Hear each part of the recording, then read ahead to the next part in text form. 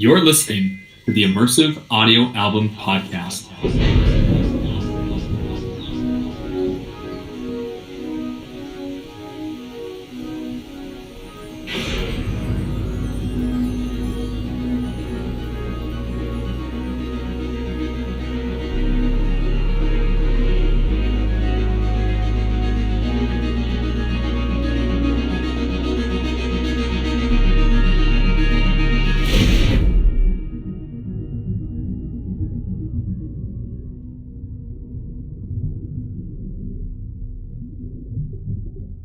Please listen with headphones for the best spatial experience.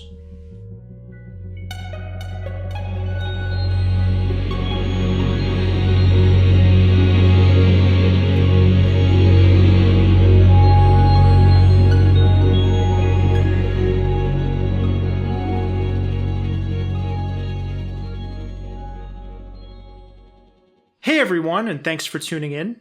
I'm Jonathan, head of music at Immersive Audio Album, and I'm here with our lead developer, Cameron. So this is the second episode of the IAA podcast. The first episode, which was released a little over a month ago, we talked about the history of immersive music, which included the Disney Fantasound system from the 1940s, the quadraphonic vinyl and tapes that were released throughout the 1970s, 5.1 formats like Super Audio CD and DVD audio, and today's landscape, which is dominated by Dolby Atmos, streaming, high-res downloads on IAA, and Blu-ray disc. So before we get into the next episode, I want to thank all our listeners who tuned in, and if you haven't already, be sure to check that out. So I also noticed there were some interesting comments on the last episode, so I thought it'd be interesting to address those before we move into the topic of today's episode. So Cameron, what was the first listener comment? Yeah, so our first question comes from YouTube, and the question is, why are there a lot of Atmos mixes that don't use the center channel? That is a great question. And it's interesting because the way that the center channel should be used in a surround mix is one of those polarizing things. I know some people really love it. I know some people don't really care for it. For me, it's one of those things I kind of go back and forth on. I think it very much depends on the nature of the music, whether you want to hear the voice isolated like that. I'll give you an example. If you could find it, it's out of print. It was released a long time ago, but around the year 2000, there was a SACD edition of this album called Hourglass by James Taylor. And for me, that is like the definitive example of the best use of center channel vocals in a surround mix. That album was mixed by Frank Filippetti, who did all sorts of other cool stuff like Billy Joel's The Stranger and 52nd Street. More recently, he did Atmos mixes of a couple of George Michael albums. But to better answer your question, I know for sure that a lot of Atmos mixes are being made from pre-mixed stereo stems, which means the mixer is being given a stereo file for the vocal rather than mono. So it would be like a stereo mix that has the vocal in dual mono, mixed evenly into both channels. But some of the effects on the vocal, like reverb or like a chorus or delay, might be in stereo. So when you're mixing in Atmos, it doesn't make sense to collapse all that information into one speaker. Another reason is just taste, I think. I know for sure from interviewing a lot of engineers who mix in immersive that some just don't like the sound of having the vocal in the center. I know some artists don't like the idea of having their voice isolated like that, so listeners could extract the center channel and then make their own remixes with it. And one other thing that's interesting is if you look at the delivery specs of Universal Music Group for immersive audio, which are public online, they actually recommend that you don't put the vocal in the center channel. Now, it's not like a hard and fast rule, because if you go on Apple Music, there are Universal controlled albums that are mixed in Atmos with the vocals in the center. I mean, people who are kind of at the top of the Atmos mixing game, like Bob Clearmountain or Steven Wilson, are still putting vocals in the center. But it is interesting that the label recommends against it. So hopefully that answers the listener's question. So I think aside from that, there was one other YouTube comment. Yeah, we also had another great question that came in. The question was, how do you fit 7.14 audio inside an MP4 file? Yeah, well, that goes back to the whole idea of how Atmos is this scalable format. which is something I think we touched on a little bit in the first episode. So when you print an MP4 using either, the Dolby renderer or another encoding tool, it encodes the audio in a format called Dolby Digital Plus/JOC, which stands for Joint Object Coding. Essentially, the way this format works is it has like a 5.1 core or a base layer that includes all the information, including elements panned to the side or height speakers. So when you play it on an older system that came out before Atmos was a thing, you'll still hear all the musical elements. Like, it won't be there's instruments missing because they were mixed above you. But when you play this encoded file into a Atmos decoder, which is built in either to the listener's receiver or whatever playback device they're using, like it could be a Sonos soundbar or even a pair of, AirPods Pro, it will decode the file into as many speakers as you have. So any type of encoded Atmos file, which really there are only two, there's DD Plus/JOC, which is the lossy version, and then Dolby True HD, which is the lossless version that we use for our IAA downloads and is also on Blu-ray discs. You can decode those up to 9.1.6 in a home theater system. True HD works based on the same principle, but instead of having a 5.1 base layer, it has a 7.1 base layer. So I hope that answers your question. Thanks for sending such great questions, and anyone else who's listening, don't hesitate to comment. But I think that makes for a good segue into our main discussion topic of the episode. So Cameron, last we spoke, I know you told me that you hadn't really listened to a lot of music in Immersive. It's been mainly like a film experience for you. But in the month or so since we last recorded, I know you've listened to a lot of music in Atmos. We've exchanged lists of some of our favorite recordings. I know I've sent you a lot of stuff to listen to, either that we sell on the IA shop or that you can stream on Apple Music or get on Blu-ray disc. So with that in mind, what do you think about listening to music in Immersive? How do you enjoy the experience? Yeah, the experience was awesome. Jonathan, I wanted to thank you for sending me such a great list of songs to really experience the best of Atmos. When I was looking into it, I noticed that a lot of people had strong feelings about listening to music in Immersive versus listening to music in kind of some of the more traditional formats. And I think some of that has to do with the differences between mixing and just how new Dolby Atmos is. And there are certainly some songs that really put a strong foot forward and some songs that don't really utilize the expansion of channels in a good way. So I thought it'd be interesting if you explained to me, how does Dolby Atmos mixing work? But I think before we can understand how Dolby Atmos mixing works, how does mixing in stereo work in general? Well, yeah, I was just going to say when you posed the question that in order to understand how Atmos works, you have to understand traditional stereo mixing first. So when I first got into music, I used to think, naively that the way bands recorded was kind of the same way that they would play on stage. All the musicians would literally just go into a studio, play together in the same room, and then those would be the tracks that would get used for the final mix. And you definitely can make a record that way. I mean, certainly a lot of famous records in the 60s and 70s were recorded with all the musicians in the same room.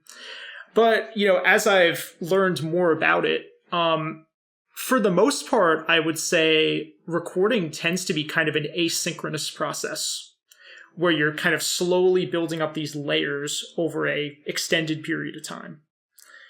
So, you might record just the drums first for all the songs. You'll record all the drum tracks, then all the bass tracks, then all the guitars, and then maybe probably the last thing you'll record is the vocals. And some bands even write in the studio. They don't even have the track fully formed until they start laying down the basic foundational elements. So that kind of relates back to Atmos because it's the albums that have the most layers and the most sound design that I think translate best to the immersive format. Would you say that a bad mix could ruin good music? I don't think so. I think the performance is the most important thing. I think if you have a bad performance, that even like the best mix in the world couldn't save that. Conversely, if you have music that's performed really well, but maybe like the recording isn't the best, or maybe the mix isn't perfect, like the listener can still appreciate the great performance. I mean, you think about some of those early stereo mixes of like the first couple Beatles albums where like the vocals are on one side and the band is on the other. And there's technical reasons for why those mixes ended up that way. But I think even though those are unconventional by today's standards, people still appreciate how great the music was. I think if you want to use kind of an analogy, the mix is like kind of the chef's final touch on the recipe. So you have all the raw ingredients laid out, but how do you make that into like the cohesive final meal, you know? Because there's something about mixing in stereo where it's kind of like you're trying to jam a huge crowd of people into like a really narrow corridor. You're taking all this information, you know, layers and layers of guitars, keyboards, vocals, and you're trying to jam it all into this really narrow space. And inevitably, there are instruments that lie within the same frequency range. So you think about something like a bass guitar and a kick drum are both supplying the low end. So how do you make those two elements stand out, even though they live in the same frequency range? So this is where a lot of these tools come in that mixers use, like equalization to, you know, carve out specific frequencies for the instruments to live, or dynamic range compression to ensure like the bass line is consistently loud throughout and not like some notes are quieter than others. And then there are these processing tools you can use to create the sense of being in a larger space, like reverb and delay, and of course panning, where you can separate sounds and put them, you know, to the left, right, or center, or somewhere in between in a stereo mix. So how's the process of mixing Atmos different from stereo? Well, I think the most important thing to understand once you get into it is that it's not just like stereo with more speakers. Like, I know a lot of people think like the selling point of Atmos is that it has these speakers that go above you, which is part of what makes it different from 5.1 and quad. But really, Atmos is based on like an entirely different principle of mixing. The workflow is completely different. So Atmos is an object-based format. And what that means is that each sound in the mix can be assigned to what they call a object, which can be placed anywhere in a 3D space with its own unique XYZ coordinates. So in stereo, like we were saying, the panner was just a horizontal line. You could move things to the left, to the right, put them in the center, or somewhere between those positions. But you could only control the horizontal dimension. So in stereo, if you wanted to make it sound like something was like far away from you, you'd have to add some kind of artificial processing, like reverb. Or if you wanted to create the effect that the sound is extending beyond the stereo soundstage, you could do something like put the sound out of phase. So it sort of gives the impression that it's floating outside your headphones or beyond your speakers. One of the great things about Atmos is that because there are now actually speakers that go beside you, behind you, and above you, you can actually do these things that we've been trying to create the impression of in stereo. So you want to make it sound like an instrument's coming from way behind the listener, you can just put it behind them. And in terms of those processing tools I was just talking about, like I was saying, you have to carve out specific frequencies so the listener can perceive every instrument. With Atmos, that's less of a consideration because you have all this extra space. Like if you have two things that live in the same frequency range, like a guitar and a keyboard, you could just put them in different parts of the sound field rather than having them sit on top of each other and then having to, you know, roll off some of the mid-range on one so the other pokes through. So what were your impressions when comparing stereo music with Atmos? Yeah, so I listened to the songs that you provided me, and there are great examples of how you can take advantage of the format. I really appreciated, in particular, the extra detail and clarity you get from hearing the music spread out through these different channels. I really like the accenting, for example. But at the same time, some of the songs that I've listened to in Atmos seem weak or disjointed. With that in mind, I guess, what are the best practices for mixing in Atmos, and what are the advantages and disadvantages of releasing music in Atmos? Because it's kind of a little bit controversial in some of these music communities that I've been reading into. Yeah, well, I guess we'll go into the advantages first. So, like I was saying before, obviously you have all this extra space that really allows denser music to breathe more. One of the things that gives one of the reasons why Atmos is already so much more popular than 5.1 is because the codec is supported by so many consumer devices. So with 5.1, it was like, well, you had to go out and buy an amp with 5 speakers. With Atmos, it's like, okay, like I already have a pair of AirPod Pros or AirPod Maxes and an Apple Music subscription, so I'm ready to listen. And then if you wanna expand from listening on headphones to listening on speakers, you could buy something like a Sonos Arc or Apple's HomePods, a simpler speaker-based solution that's not as complex as actually having to wire up a 6-channel home theater. And then on the mixing side, again, kind of like I was talking about before, you can rely less on these processing tools required for stereo, like compression and EQ, because you have all this extra space to expand the music across. Now, as far as disadvantages go for mixing in Atmos, one thing that's always been a challenge with any multi-channel format, like we were talking about with Quad and 5.1 in the last episode, is the idea of doing these retrofit mixes where you're taking older albums that were recorded on analog tape in the 60s, 70s, or 80s, and then trying to create a new immersive mix from them. So it's not just about taking the individual parts and spreading them out. You have to match the sound of the original mix, which could be incredibly challenging because for these mixes that were done on an analog board, the stereo mix could have been like a performance unto itself, where there was an assistant engineer who, pushed the vocal fader at just the right time so it would pop out. Or there's like a delay effect that appears only in the third chorus or something like that. So it takes like a very talented mixer to sort of forensically reconstruct an older mix before they bring it out into the immersive space. These new mixes of old records are, as people know, kind of hit or miss. Some of them are fantastic, some of them are really bad, and the others are kind of somewhere in the middle. Yeah, so we'll talk about that when we get into a discussion about some of these example songs that you had given me to listen to. But going along with that discussion, what do you think makes for a good Atmos mix then? Like, do you think people should be trying to be more experimental with the format to take advantage of more of the channels and try new things? Or do you think that they should try to be more true to the original counterparts? Well, it's a great question, and it's something that people who work in Atmos are struggling with because it really is a matter of taste. And the book hasn't been written on Atmos mixing. It's still too new.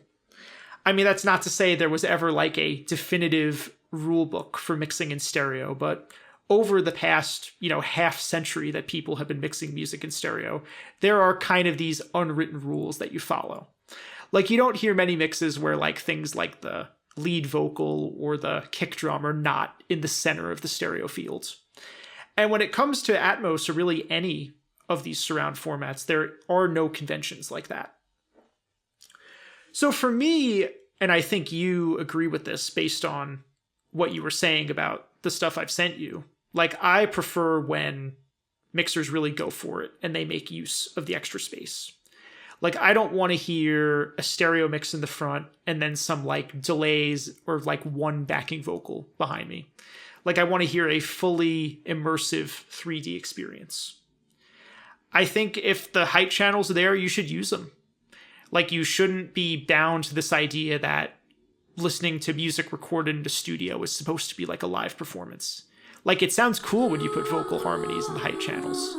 I've heard some mixes where like there's guitar solos in the height channels, which sounds kind of silly when you say it, but it actually sounds really cool, I think. But really the most important thing is that the Atmos mix shouldn't be an afterthought. And I think sadly it is for a lot of people, because now the streaming services expect you to deliver an Atmos mix. And in some cases, they actually pay you a bit more if you upload Atmos. I think Apple has this new royalty system where they give you extra like 10% when you upload a song in Atmos. So a lot of people think it's just kind of like another deliverable in their checklist. So you end up with these mixes where like the producer, the artist and engineer have labored over the stereo mix. And then it's like, oh, we got to do Atmos. Like, let's just print a bunch of stems and pan them around. So I think if you're doing a new record, you should be thinking about Atmos from the start. That's not to say like while you're recording the album, you should like, you know, record things with like an ambient mic array because it'll sound good in Atmos. But I think when you're doing the stereo mix, you should be thinking in the back of your mind, like, oh, how could I arrange this like in a bigger space?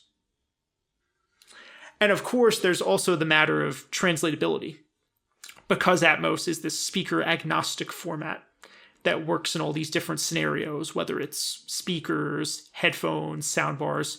You should be constantly referencing your mix in all of these environments. Like, you shouldn't just do your mix on speakers and then spend 2 seconds tweaking it for headphones. Like, you should A/B a couple times throughout the process. But what do you think, having listened to Atmos? Like, what kind of mixes do you like? I really like when they do something like radically different than I guess what I'm expecting, in a way that doesn't detract from the original song. I think in Atmos there are things that you can say that sound gimmicky, but when you listen to them, they're not.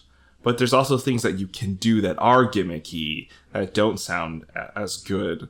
And I think like it's really hard to describe perhaps to whoever is QAing or whoever they're sharing their ideas of how they want to do the mix for in words versus sound. And I imagine it must be very tempting to constantly overuse some of these spatial objects and like fly things around, or like around the listener or above the listener.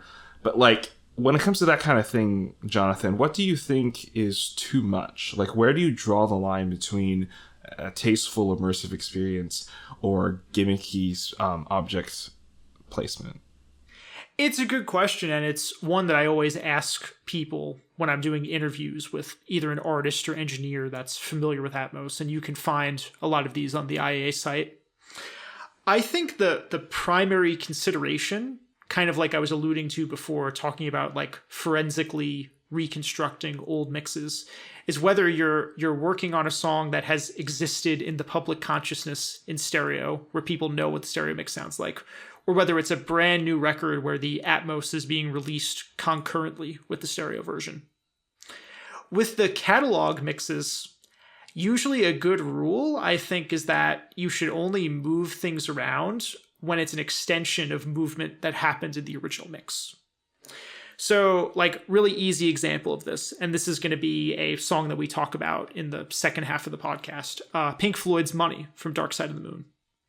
As everybody who's heard that song knows, there's the motif of the cash registers that fly back and forth between the stereo channels throughout the song. So when you're mixing it in Atmos, it would only make sense to take that movement and apply it to 3 dimensions. So the cash registers move all the way around you instead of just left and right in front of you. So that would be an example where you're using movement in the stereo mix you're using movement in the Atmos mix to honor it's an extension of something that happened in the stereo version.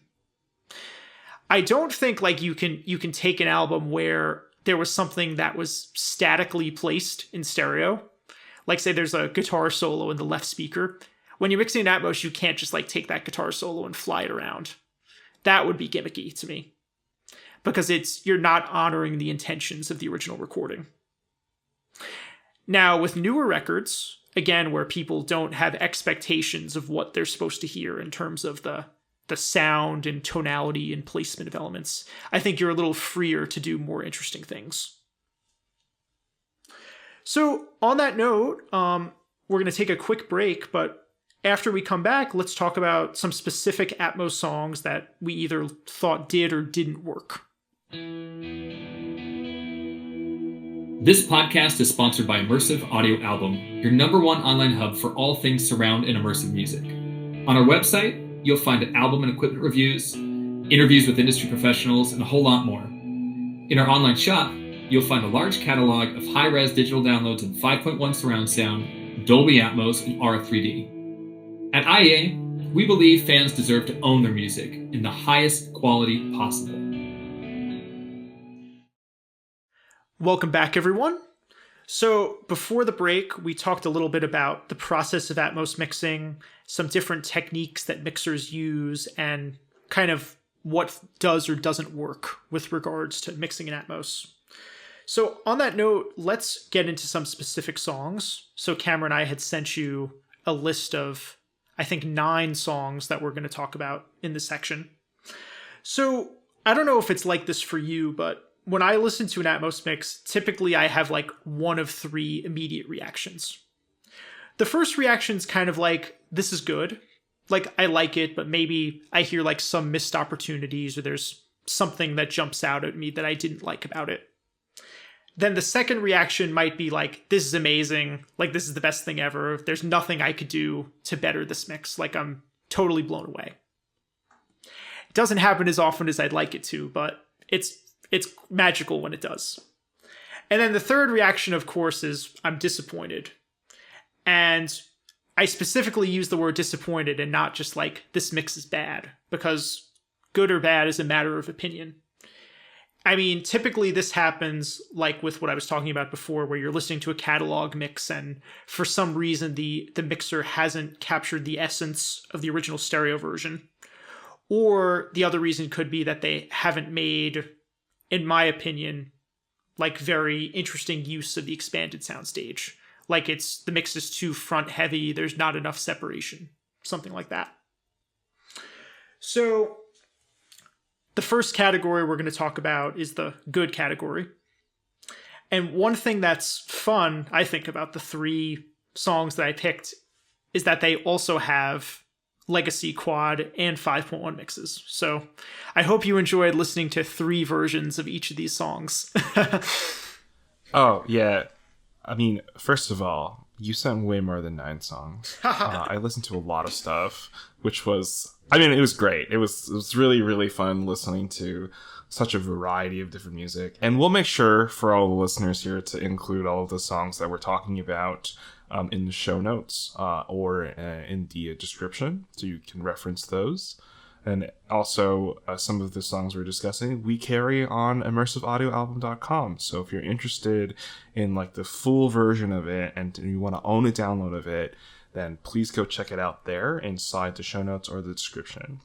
But yeah, it was really, really cool listening to all the different versions and making those comparisons. And I think let's start with this good category. You want to take it away with the first song? Sure, and a good plug in there. So the first song we're going to talk about, which we touched on briefly earlier in the podcast, is Pink Floyd's Money. So just to give the listeners a bit of historical context on this record, Dark Side of the Moon, about a year after the original stereo version came out, I think, it was not at the same time as the stereo, but shortly after, there was a quadraphonic mix of this album that was made by Alan Parsons, who was the recording engineer at Abbey Road. And I believe he assisted in the original stereo mix with producer Chris Thomas. So this rare 4-channel mix was released on LP and tape, I think just about everywhere except in the US. I know for sure there were UK, Australian, and Japanese pressings of the LP. I have a UK pressing myself. And years later, there was a 40th anniversary box set that had a digital transfer of the 4-channel master, which is the sample I sent you, what that's from. So there's a quad mix in the 70s. Then for the 30th anniversary in 2003, there was an SACD version of the album released that had a 5.1 mix by James Guthrie, who's the band's longtime engineer. He started working with them, I think, on the album The Wall. and that was mixed from the original 16-track masters. And then for the 50th anniversary in 2023, there was a new Atmos mix made, again from the original masters, also by James Guthrie. And you can get this mix either in the huge 50th anniversary box set they put out or as a standalone Blu-ray. So my take on this mix, starting with the Atmos, is I think like it could have been the ultimate surround demo because there's so much movement in this song with the cash registers. And like, it's fine. Like, it's a good mix. It sounds good. But I don't know, it feels like a little safe to me. Like, it feels like the use of surround is limited mainly to the sound effects. Like, the cash register moves around as you expect. A lot of the big delays, like on the sax solo, are panned mostly to, the rear or above you. But otherwise, like, I don't really hear much separation between the individual, like, band elements. Like, it kind of feels like the drums are a little bit in front of you, and then the guitar and keyboard that play off each other throughout the track are kind of in between the front and back, but you can't really hear you can't really hear any specific separation, like, this instrument's in this speaker, this is in that speaker. You do get the sense that you're being surrounded, but it's done in kind of this, like, nondescript way. It's hard to describe, but I think for this one, the quad mix is the most interesting of the three. What do you think? Yeah, I like the quad mix a lot better, and I think it has to do with, like, just a very clear intention of how they wanted to use the channels in the quad mix, as opposed to kind of the Atmos mix feeling like more like a 5.1 in this kind of like Atmos container. I think the quad version is interesting because, so if you imagine a room, you're in like a square room, right? The furthest points away from you are going to be the corners. And the quad speaker setup is using these corners, and the sounds are as far away as possible from you, and they get the most contrast. So I really liked how that was done as opposed to how it sounded inside the Atmos mix. I don't think it's a bad mix in Atmos, like you said, but I think I wish they were able to utilize some more of that intentionality that the quad mix had to make it so unique and fun to listen to, because it is one of those really famous quad songs. Yeah. Like I was saying in the first episode, I think a lot of people do consider it like one of the definitive quad albums. The quad mix, I mean, it totally sounds like you're in the rehearsal space surrounded by the bands. Nick Mason's drums are in front of you, David Gilmour's singing in front of you, and then there's like a rhythm guitar in one back corner, and then Rick Wright's keyboards are in the other back corner. So you're totally surrounded by the band. Before we move on, the only other thing I wanted to bring up about this song that I thought was kind of interesting, and I don't know if you noticed this. So in the quad and the 5.1 mixes, the cash register moves around the room, hitting each speaker as you would expect it to. Like, I think in the quad it goes front left, front right, rear left. So it goes clockwise around the room. In the Atmos mix, for whatever reason, it never hits the rear right speaker. It only moves between front left, front right, rear left, and then back to the front. So I actually wonder if that was some kind of like unintended automation error or something. I just thought that was weird. But let's move into the next song. So the next track on my list is of a similar vintage, Riders on the Storm by The Doors. Famously the last song they recorded on their record LA Woman, which was the last to feature Jim Morrison before he passed away a few months later. So this song was recorded in 1971, probably on 1-inch 8-channel tape. So it's a relatively sparse recording compared to Dark Side of the Moon, which I think was recorded on 16-track. And when you listen to the Atmos mix, it's pretty obvious like what the individual elements are. It's just like drums and bass, guitar, keyboard, vocal. There's also that creepy whispering backing vocal, which you can hear in the rear of the quad mix and in the height speakers in the Atmos mix, plus the thunderstorm effects. So I think considering the sparse nature of the arrangement, this song actually works really well in Atmos. And of course, like the rain and thunder are just like made for it. Like it's a no-brainer to put that stuff up in the height speakers. So what did you think, and how did you feel about comparing it with the 5.1 mix that was released about 20 years ago? And then there was a quad mix done in the 70s, like with Dark Side of the Moon. Yeah, so I thought it was a really cool piece. I feel like this piece definitely took advantage of the term immersive. I felt like listening to the Dolby mix, when I closed my eyes, it transported me to this stormy space. Like, I feel like I'm listening to the song in a room with the windows open and, you know, hearing the atmospheric effects that they added in. And that was a really nice experience. I don't think it was radically different from their older mixes as well. So I feel like the intention was good, and it was a really great addition to expand on some of the older parts of it.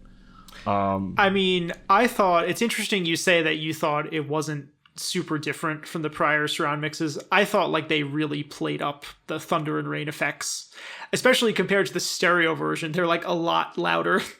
And there's also those little bits of studio chatter at the beginning. So normally in the prior mixes and in the stereo, like it just starts with the thunderstorm fading in. And in this version, you can hear some of the chatter between Jim Morrison in the vocal booth and the control room.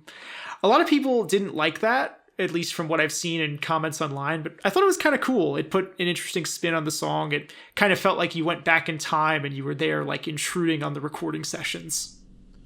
I think it was interesting. It made me, I feel like it helped, for me at least, set the tone. Like, it didn't feel, it's interesting that you say that you feel like you were in like kind of like a live studio session. For me, it felt like I dreamed that I was there in the live studio session. And like it because of the way, because it wasn't like they were actually there. Like it didn't sound like they were right there. To me, it felt like I dreamed that they were there, and kind of hearing that in. So I thought that was a really nice way to kind of like set the tone or set the vibe for the Atmos mix. Yeah, what did you think? Do you think there was too much center or not enough? Like when I contrast this to This Is How It Ends, like I liked how the bass guitar in that song had a lot more contrast, but I don't know if this is just like a limitation of it being originally recorded like on an 8-track. Well, there's some, when you compare the mixes, one of the things that's interesting is the way the drums are placed.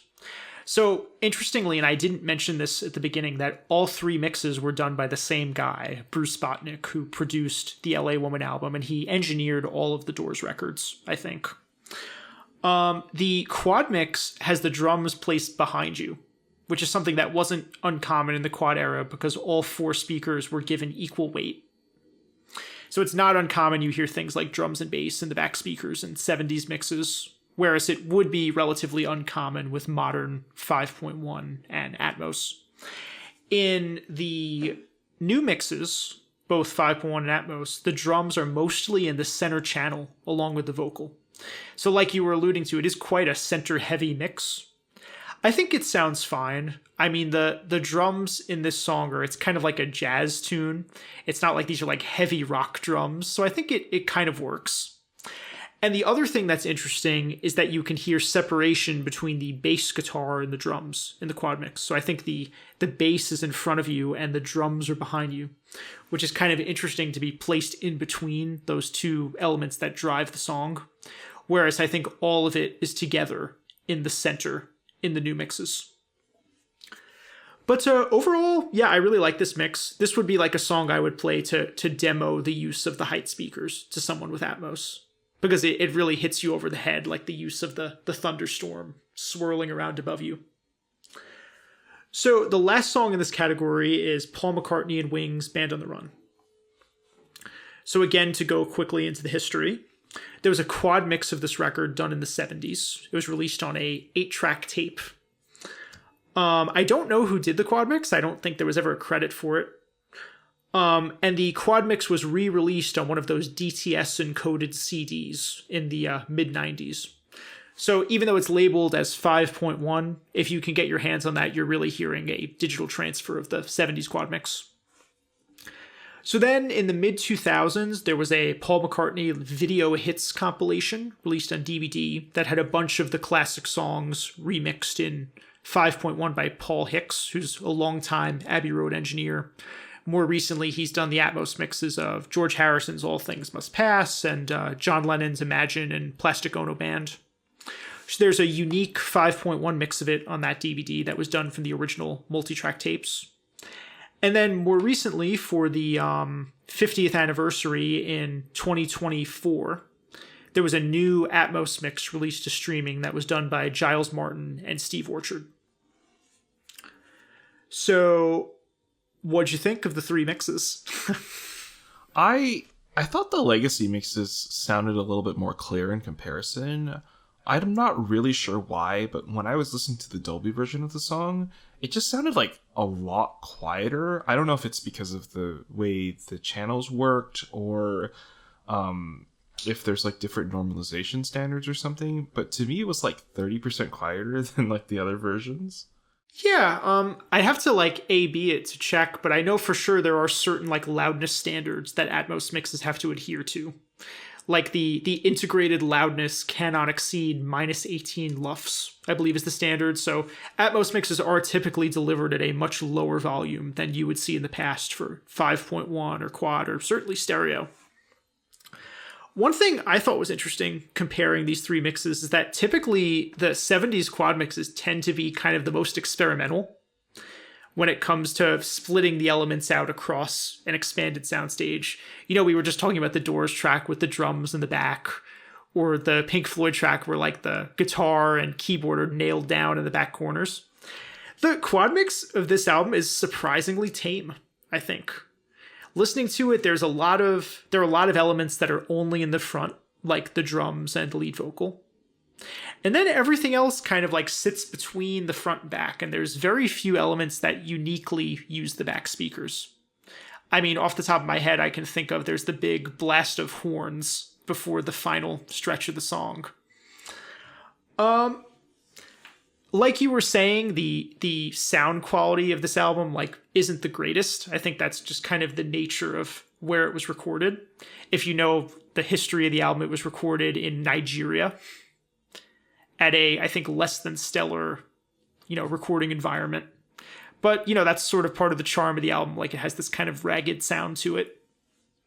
I like the Atmos mix. I mean, I know a lot of people criticize the Giles Martin remixes of Beatles records, like, Sgt. Pepper, The White Album, and Abbey Road, which are all streaming in Atmos. I think the Atmos mix is pretty good. I like the use of, like, the side speakers for some guitars. And there's a cool part at the end where like the lead guitar is playing in front and it shoots its delay up into the height speakers. So I like kind of push and pull things like that use different parts of the sound fields. So really good mix, I think. Yeah, I think that's why I would put this in the good category. Like, it is a good mix. It definitely like feels better than listening to the stereo mix, but I do think like they could have did a little bit more. And it would be nice if it was released on Blu-ray or even as a download on IAA. So, Apple Records, Universal, if you're listening, we'd love to host the album. Well, anyway, so let's move into the second category, which are these are the top tier, most amazing mixes. I would recommend any of these songs to someone who's trying out Atmos for the first time. So the first song we're going to talk about in this category is the Grateful Dead's Ripple from their album American Beauty. And I would say for me, this might be my favorite Atmos catalog mix. So my favorite Atmos remix of an older album. Now this album was mixed by Steven Wilson, who, as you know, I'm a huge fan of. I think of all the mixers who specialize in remixing older records in Atmos, he's the best of them. And it's just a really good example of how you could take something that was recorded more than half a century ago and just make it sound huge and immersive. I mean, the original mix of this recording sounds really good. I have an original Green Label Warner vinyl pressing, and that sounds great. I think it's one of the best sounding kind of folk rock records of the era. But when you listen to it in Atmos, it's there's a whole layer of dirt that came off of it. Even even though you can only listen to it on Apple Music, streaming in lossy quality, the clarity of it is astounding. Like the individual plucks of the acoustic guitar, the timbre of their voices, the forcefulness of the drums. And the mix is not gimmicky in the sense that there's not a lot of things like flying around. In fact, I don't think there's any examples of movement on this record. But there's just like a place for everything. And listening to it on my 714 setup, it's like there's just enough instruments to fill each speaker. So taking this song as an example, there's the drums up front, lead vocal in the center speaker. You have the two acoustic rhythm guitars in the left and right side speakers. There's a piano directly behind you. And then the vocal harmonies are in the front height speakers, which is kind of cool. So you have this sort of triangular effect where there's the main voice in the center and the other two are floating above it. And then during the chorus, there's this double-tracked mandolin part that pops up in the rear height speakers above you, which is one of those like magic moments when the sound field suddenly opens up when the chorus comes in. So I think this mix is amazing. What did you think? Yeah, so this is like one of the first tracks where I can really hear how Dolby Atmos and all of the expanded channels can help bring a lot of clarity to the instrumentation. It was like really, really, really clear and crisp, and it felt better than like had I listened to the performer in front of me with a live performance. Like it was just really, really good. I can't put my finger on why it sounds so much better, but yeah, when I close my eyes, I think it does sound better than the live performance, and I think that's saying a lot about how they took advantage of Dolby Atmos. It's interesting because you listen to this record and it's not like one of those albums you would immediately think like this should be mixed in surround sound. Like, you think of bands like Pink Floyd or Genesis or Yes, like from this era that used a lot of like more layering and synthesizers and things like that. This is a comparatively simple record versus those examples. But when you listen to it in Atmos, like there's a lot happening on this record. On every song, there's 2 or 3 guitar parts. There's multiple vocal parts. There's another song on the record called Addicts of My Life where the lead vocal is in the center channel and there's different voices in each of the 4 height speakers. So it's like you're in this like cathedral of voices. So it's interesting because you can tell because of the limitations of whatever tape format they recorded it on. I would guess this album was recorded on 16 track based on the number of available elements in the mix, but I could be wrong. I'm not sure. You could tell like the drums were recorded either to 1 or 2 tracks on the master, and then they used all that extra space to fill it up with these sound design elements like the extra harmony vocals or guitar, piano, keyboard, Jerry Garcia's pedal steel guitar. So it's a really great mix, and it's a good example of like when everything goes right with an older catalog title where not only have they matched the vibe of the original stereo, but they've actually improved upon the way it sounded originally. So it's very rare that this happens, but I love this mix. Now, for the second song in this category, we're going to go in a completely different direction, which is a song you alluded to before, which is called This Is How It Ends, from Ryan Ulyate's album Act 3. So if you're not familiar with Ryan, he's a California-based producer and engineer, and he's best known for producing and mixing the last 2 Tom Petty and the Heartbreakers albums, Mojo and Hypnotic Eye. And more recently, he's done Atmos mixes of some of the older Tom Petty records, like Wildflowers and the Heartbreakers' Greatest Hits. Most recently, Long After Dark. So the concept of this album, and I should note also that it was exclusively available in the IAA shop, and this is a Grammy-nominated mix, so we were very honored to have this on the site. The concept of this album was like, what if you could record a rock record specifically for Atmos? So I know from interviewing Ryan that he was thinking about Atmos from the inception of making this record. So he would do things like intentionally track his voice like 4, 5, 6 times, intentionally track all these extra layers of guitar just to have all these extra components to fill the additional space. And I think when you listen to it, you can tell like the Atmos mix is the mix of this you're supposed to hear. Like the stereo version is a compromise. What'd you think?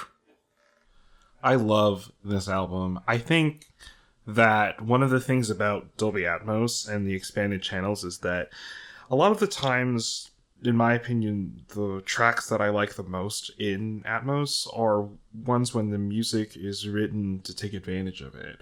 And to think about creating the song inside, or like with the intentionality of like taking advantage of the expanded channels, I think is like just such a great way to do it. And I really hope as more music gets written that they really start thinking about Dolby Atmos as just like this art form to take advantage of, essentially.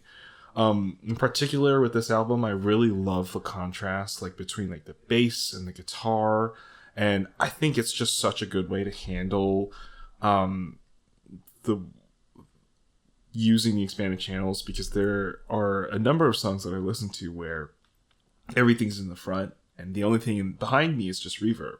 So this one totally takes advantage of all the channels. It's such a great listen to.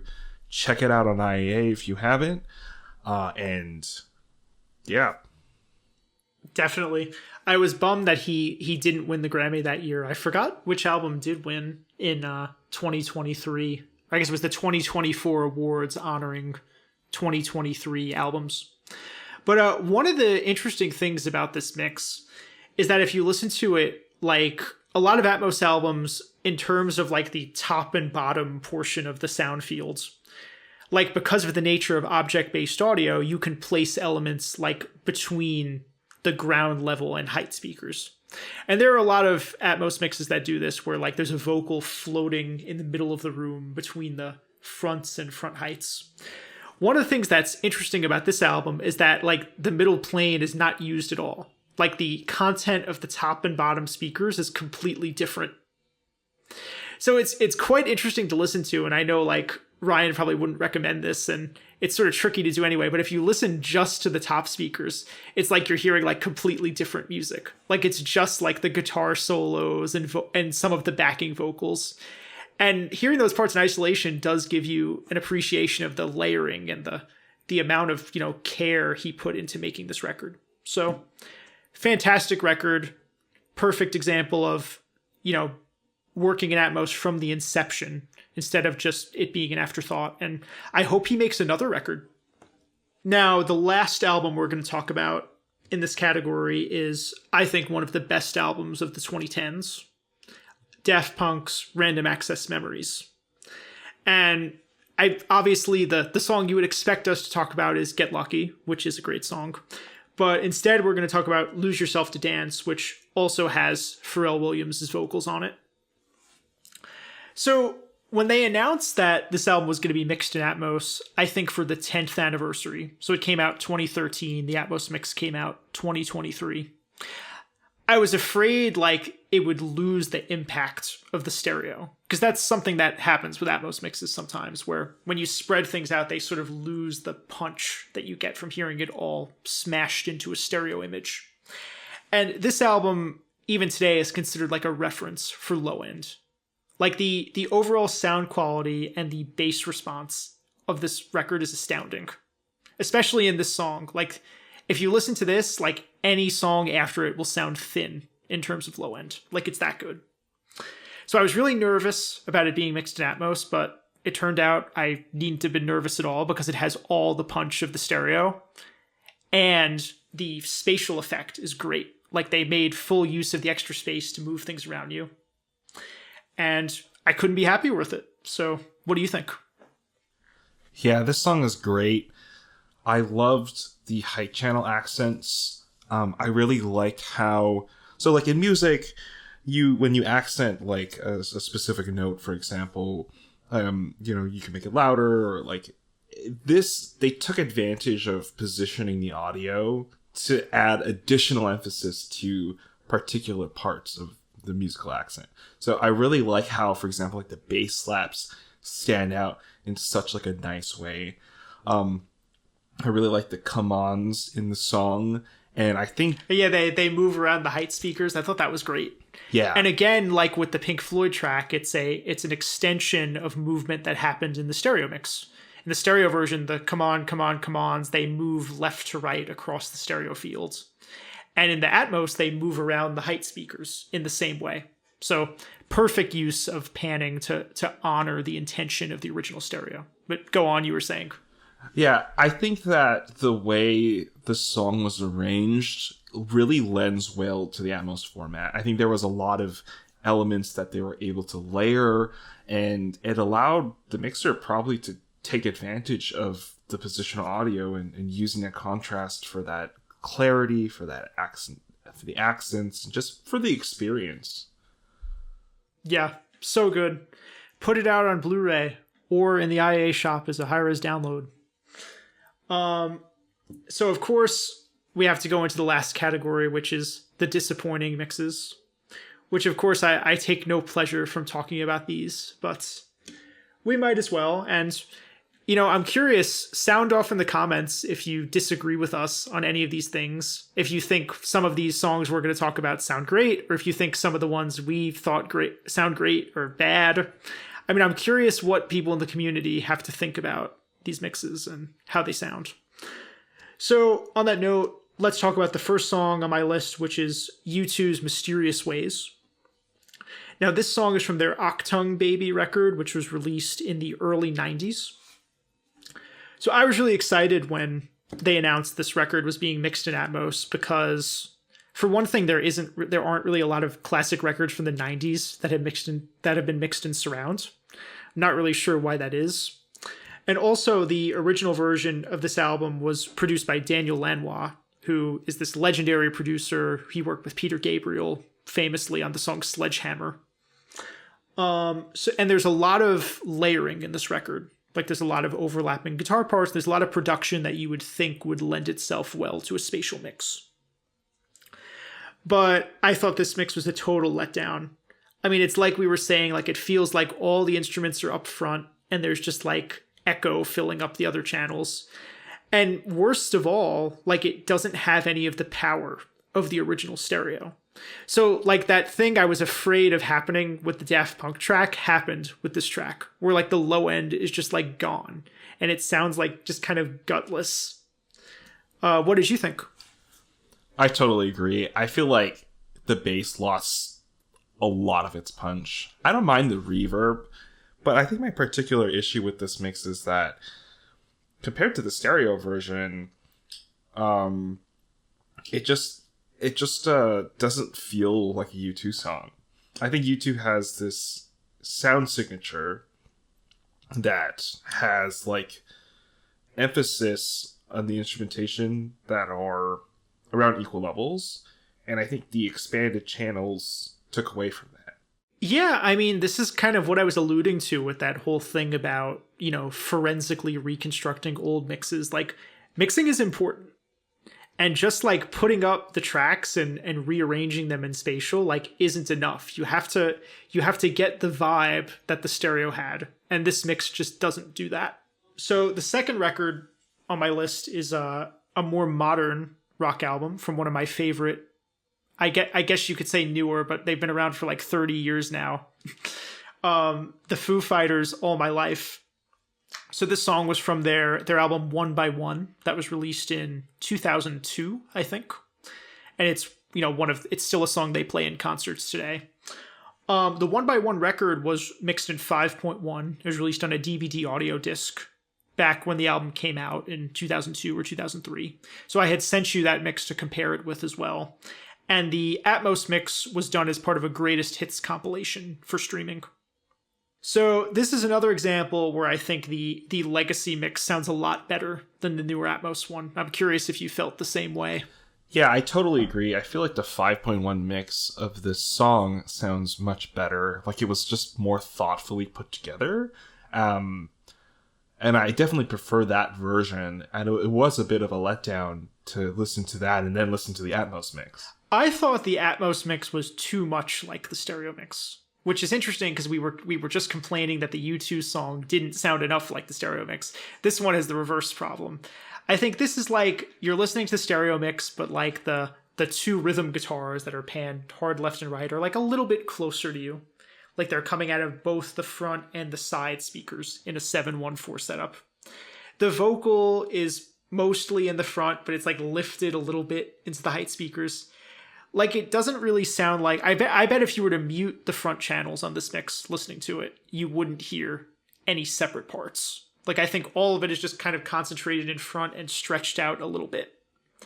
Whereas if you listen to the 5.1 mix, I think like the guitars are in the back, which maybe some people don't like, but I think it sounds kind of cool. You have the contrast of the drumming up front and then the rhythm guitars sort of hitting off that from the rear. And it's really involving. Like it feels like you're in the middle of the performance. And that's the kind of feeling I like to get from a good surround or immersive mix. So we'll talk about one more album in this category, which is one of my favorite songs from when I was a kid, which is Green Day's Boulevard of Broken Dreams from the American Idiot album. So I was very excited when it was being mixed in Atmos, but again, like the Foo Fighters track, it's just like, why would I rather listen to this than the stereo mix? It's just like everything's in the front. It's so funny that you say that.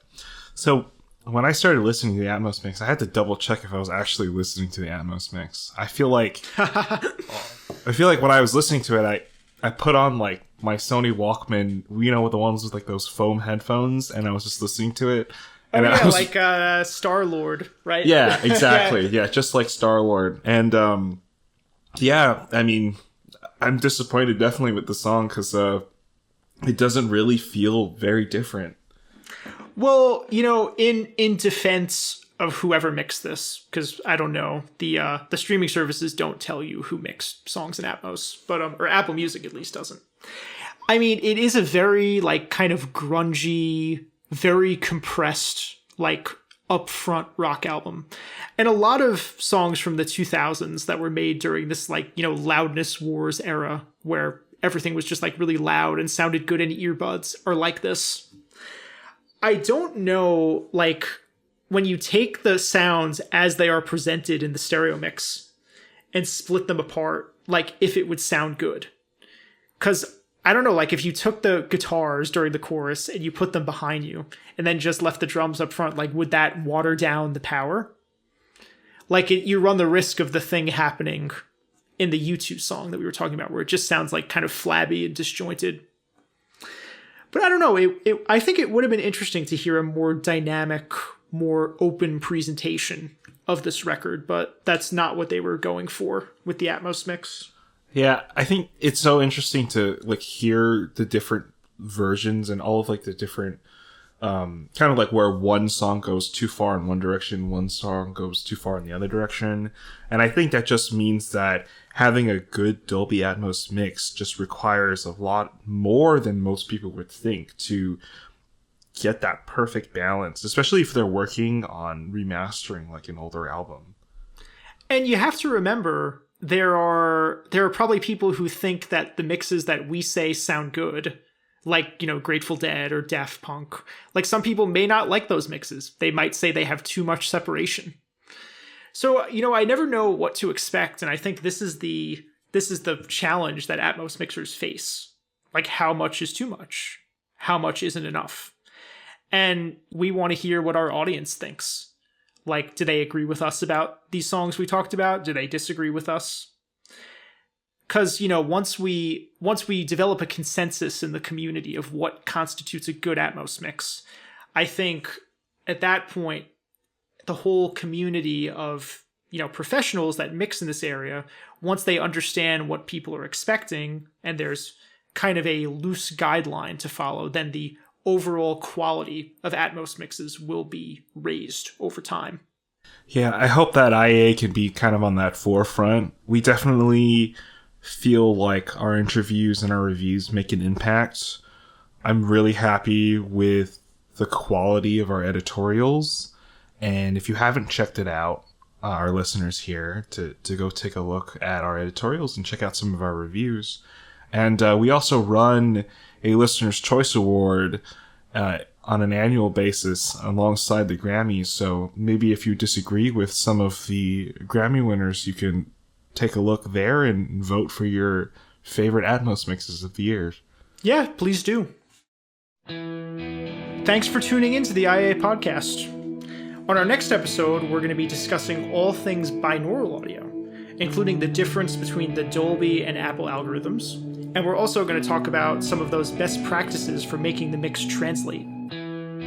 Until that point, tune into the podcast, check out the IAA website, buy some albums from us, and tell us what your favorite Atmos mixes are. See you then.